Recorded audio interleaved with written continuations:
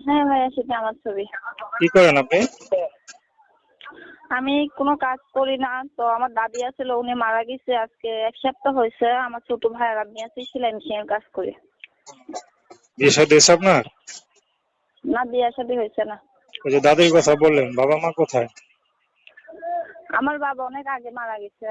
মারা যাওয়ার পরে আমি আমার দাদির কাছে আসছিলাম। আমার আম্মু বিয়া বসে চলে গেছে। এখন আমাদের ইউটিউবে কেন আসছেন?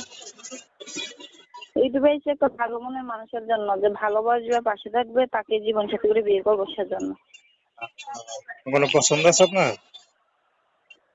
না, কোনো পছন্দ নয়। যেই আমাকে বিয়ে করবে তার কাছে আমি বিয়ে বসবো, সেটাই আমি একটা মানুষ চাই। পড়াশোনা করে দূর করছেন? জি, পড়াশোনা করে দূর করছেন?